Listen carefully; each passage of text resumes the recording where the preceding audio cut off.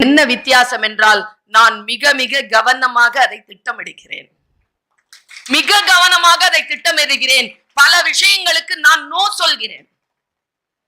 பல விஷயங்களுக்கு நான் நோ சொல்கிறேன். அதனால் தான் நதி போல ஓடிக்கொண்டிருக்கிறேன்.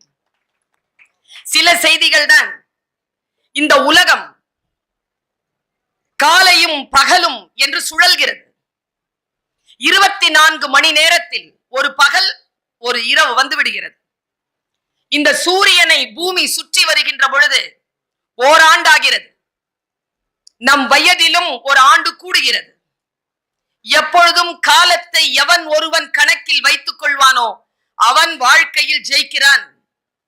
இந்த உலகத்தில் மிக மிக முக்கியமானது காலத்தை கவனித்துக் கொள்ளுவதுதான். காலம் கடந்து போனால் மீண்டும் வராது என் தோழமைகளே. இதை மட்டும் உறுதியாக நினைத்துக் கொள்ளுங்கள். 7ஆம் நாள் ஏப்ரல் மாதம் 2022 இன்று 5 மணிக்கு வந்து உட்கார்ந்தீர்கள். இப்பொழுது மணி 8. மீண்டும் அதே நேரத்திற்கு 5 மணிக்கு வந்து விடுங்கள், பார்ப்போம். நம்மை கடந்து போய்விட்டது. நாம் மறுபடியும் அங்கே வந்து உட்கார்ந்து விட முடியாது. இதுதான் காலத்திற்கான அற்புதமான வெளிப்பாடு. இந்த இயற்கையிலேயே காலம் கடப்பது போன்ற ஒரு நிகழ்வு இயற்கையில் வேறு எந்த விஷயத்திற்கும் நிகழ்வதில்லை என்பதனை மட்டும் நீங்கள் புரிந்து கொள்ளுங்கள். இதை யார் ஒருவர் கணக்கில் எடுத்துக் கொள்கிறார்களோ அவர்கள் வாழ்க்கையில் வெற்றி பெறுகிறார்கள். எப்படி இந்த உலகத்தை நாம் பார்ப்பது, எப்படி நம் வாழ்க்கையை புரிந்து கொள்வது? நான் எப்பொழுதும் சொல்வது உண்டு, நிறைய பேருக்கு வாழ்க்கைன்னா என்னன்னு தெரியாது தம்பி. பெரியவங்களுக்கு எல்லாம் தெரியுதுன்னு நினைக்கிறீங்களா? வயசாயிடுச்சு நான் தெரிஞ்சிருதுன்னு நினைக்கிறீங்களா? 60 வயசுல இந்த ஒரு ஆள் ஏதோ ஒண்ணு செஞ்சார். நான் கேட்டேன், ஏன்பா 60 வயசு ஆயிடுச்சு இப்படி நடந்துக்கிறேன்? அந்த ஆளை அடிச்சாம் பாருங்க ஒரு பதில். இந்த வயதில் எப்படி நடந்து கொள்வது என்று எனக்கு தெரியவில்லை. ஏனென்றால் இந்த வயதில் இதற்கு முன் நான் இருந்ததில்லை. புதுசுதானே, எல்லா வயசும் புதுசுதானே. இந்த புரிதல் வந்தால் போதுமானது. வாழ்க்கை முழுக்க வாசிக்கிறோம் தோழமைகளை. வாழ்க்கை முழுக்க நமக்கு கற்றுக் கொடுத்து கொண்டே இருக்கிறார்கள். ஏதோ ஒன்றை பயிற்சி செய்து கொண்டே நாம் இருக்கிறோம். ஆனால் அந்த பயிற்சியினால் நமக்கு நம் வாழ்வின் எல்லை வரைக்குமான ஒரு கற்றல் நிகழ்கிறதா என்றால் நீங்கள் அதை பயிற்றுக் கொள்வதில், நீங்கள் அந்த பயிற்சி பெறுவதில் வெற்றி பெறுகிறீர்கள். பூபாலன் சார் சொன்னார், மேடம் எங்க கூட்டம் சீரியஸா பேசினா கேட்கும் நினைக்கிறீங்க, சிரிச்சு சிரிச்சு பேசினாதான் மேடம் கேட்கும், அதனால கொஞ்சம் ஜோக்க சேர்த்துக்கோங்கன்னு பூபாலன் சார் சொன்னார். இனிமேல் எந்த பேச்சாளர்கிட்டையும் அப்படி சொல்லாதீங்க. சிரிச்சு சிரிச்சு பேசவில்லை, சிந்திக்க வைத்துக் கொண்டு பேசிக் கொண்டிருக்கிறேன். ஆனால் எல்லோரும் அதை மிக ஆழமாக அவதானித்துக் கொண்டிருக்கிறார்கள். அதனால் நான் சொல்லுகிறேன், நீங்கள் மற்றவர்களுக்கு சொல்லுங்கள். சிரித்து சிரித்து ஆர்ப்பாட்டமாக அலங்காரமாக பேசுகின்றவர்கள் மட்டும் பேச்சாளர்கள் இல்லை. வெறும் சிந்தனையை சொல்லுகின்ற, அதுவும் ஆர்ப்பரித்து என்னை போல் உடல் மொழியோடு பேசுகின்றவர்கள் மட்டும் பேச்சாளர்கள் இல்லை.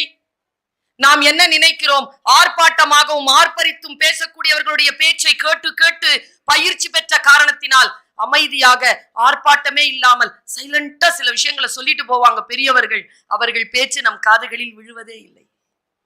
இன்றிலிருந்து அந்த பயிற்சியை மாற்றிக்கொள்ளுங்கள். ஆர்ப்பாட்டமாக அமைதியாக பேசினாலும் என்ன பேசுகிறார்கள் என்பதனை யார் ஒருவர் கூர்ந்து கவனித்துக் கொண்டிருக்கிறோமோ அவர்கள் கடைசி வரைக்கும் உயிர்ப்பாக இருக்கிறோம். ஏனென்றால் நம்மை கடந்து போகின்ற அந்த ஒற்றை சொல் நம் கவனத்தில் படாமல் இருக்கின்ற பொழுது நம் வாழ்க்கையில் நிகழ்கின்ற மாற்றத்திற்கான காலம் தள்ளி போகிறது. அது தள்ளி போகாமல் இருக்க வேண்டும் என்றால் நம் வாழ்க்கையை நாம் கவனப்படுத்திக் கொள்ள வேண்டும் என்பதற்காக சொல்கிறேன். நீங்கள் கையில வச்சிருக்கக்கூடிய 13 Pro இல்ல உங்களுடைய மரியாதையை உலகத்திற்கு காட்டுவது. ஒரு ஷெகாவுனுடைய புத்தகம், ஒரு சிக்மெண்ட் ஃப்ராய்டனுடைய ஒரு புத்தகம், கையிலே டால்ஸ்டாயினுடைய புத்தகம், பாரதியின் புத்தகம், பாரதிதாசனின் புத்தகத்தை கையில வச்சுக்கிட்டு போங்க. அதில் கிடைக்கக்கூடியதுதான் உண்மையான மரியாதையை தவிர உங்களுடைய போன் மூலமாக மரியாதை உங்களுக்கு வராது. நீங்கள் வாழ்க்கையில் நிச்சயமாக ஜெயிக்க வேண்டும் என்றால் சில பழக்கங்களுக்கு நீங்கள் நோ சொல்லுங்கள். விசுவாசமாக இருங்கள், கொஞ்சம் வைராக்கியமாக இருங்கள். இன்னைக்கு இல்ல வைராக்கியம் இல்ல. ஏதோ ஒரு சில விஷயங்களுக்காக நம்முடைய வாழ்க்கையை நாம் தவற விடுகின்ற காரணத்தினால் நம்முடைய இதயத்தில் இருந்தும் புத்தியில் இருந்தும் வைராக்கியம் போயிருக்கிறது. வைராக்கியத்துடன் இருக்கிறோமா? இந்த வாழ்க்கை ஒரு முறைதான். நீங்கள் இன்றைக்கு டைரிகளில் எழுதி வைத்துக் கொள்ளுங்கள். வாழ்க்கை ஒருபோதும் உங்களுக்கு உத்தரவாதத்தை தராது, வாய்ப்புகளை மட்டும்தான் தரும். கிடைக்கின்ற வாய்ப்பை அடுத்த கட்டத்திற்கு, இப்ப நான் பேசுறேன், இது உத்தரவாதமா? என்னுடைய பேச்சிற்கான வாழ்க்கை மிக பிரகாசமாக இருக்கும் என்பதற்கான உத்தரவாதமா இந்த மேடை? கிடையாது. என் வாழ்க்கையை பிரகாசமாக்கிக் கொள்வதற்கான வாய்ப்பு தான் இந்த மேடையே தவிர ஒருபோதும் இந்த மேடை உத்தரவாதமாக இருக்க முடியாது. யாரும் உத்தரவாதத்தை தருவதே கிடையாது. அதை தேடிக்கொண்டு செல்லாதீர்கள். நான் காலேஜ்ல ப்ரொஃபஸரா இருக்கிறேன். நான் தான் அட்மிஷன் பிஆர்ஓ. எங்க காலேஜ்க்கு பக்கத்துல ஒரு ஸ்கூல், ஃபர்ஸ்ட் ஸ்டாண்டர்டுக்கு அட்மிஷன் போட வர்றாரு ஒரு அப்பா.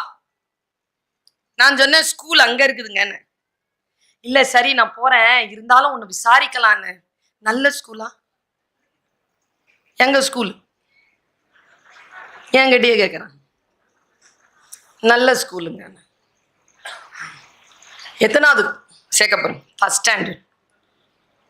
நீட் தேர்வுக்கு ட்ரைனிங் இருக்குதா?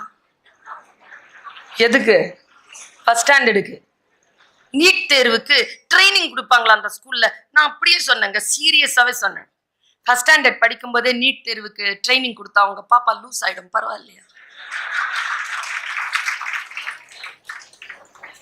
எங்க போய் கொண்டு இருக்கிறோம்? எல்லோரும் மரம் ஏற முடியுமா? மீன் மரம் ஏற முடியுமா?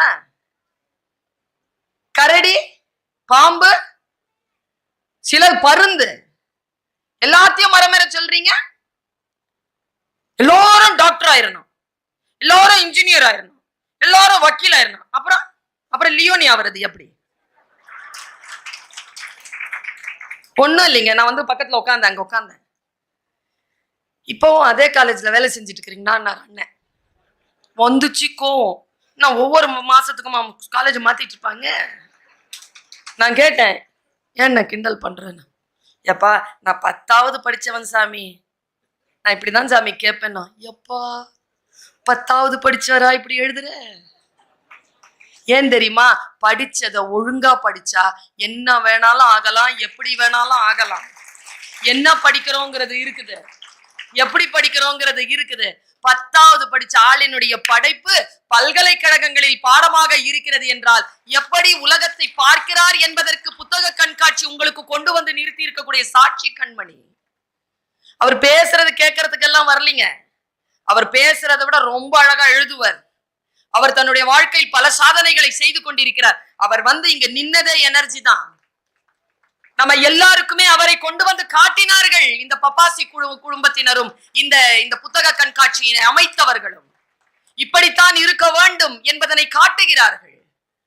சாதாரணமான ஒரு ஜியோகிராபி டீச்சர், பட்டிமண்டபங்களில் பேசிக் கொண்டிருந்தவர் இன்றைக்கு தமிழ்நாடு அரசு தமிழ்நாட்டின் பாட நூல் பிரிவிற்கு தலைவராக போட்டு பல்வேறு விதமான எழுச்சிகளையும் ஏற்றங்களையும் அவரிடத்தில் கனவாக வைத்திருக்கிறோமே. அப்படி வாங்க விஷயங்களை. நான் தமிழ் படிச்சேங்க, தமிழ் தான், தமிழ் லிட்ரேச்சர் தான். தமிழில் படிப்பது வேறு, தமிழ் படிப்பது வேறு, சரியா? ஆனா நான் தமிழிலும் படித்தேன், தமிழும் படித்தேன். ஆங்கிலம் சரளமாக பேசுவேன், நான் ஹிந்தி சரளமா பேசுவேன், எழுதுவேன், வாசிப்பேன். உருது சரளமா பேசுவேன், எழுதுவேன், வாசிப்பேன். அரபி சரளமாக எழுதுவேன், வாசிப்பேன். இவ்வளவு மொழிகளையும் தான் சயின்ஸ் ஸ்டூடெண்ட் தேர்ந்தெடுத்து போய் தமிழ் படித்தேன். படிக்கின்ற படிப்பு அல்ல. என் காலேஜ்ல எம்காம் படிச்சு பிஹெச்டி படிச்சுட்டு எம்எஸ்சி மேத்தமெட்டிக்ஸ் படிச்சு மேத்தமெட்டிக்ஸ்ல பிஹெச்டி படிச்சவங்களுக்கும் அதே சம்பளம் தான். தமிழ் படிச்சு பிஹெச்டி பண்ணிட்டு வந்துட்டு இருக்கக்கூடிய எனக்கும் அதே சம்பளம் தான். என்ன படிக்கிறோங்கிறது இல்ல, அதை எப்படி படிக்கிறோங்கிறது.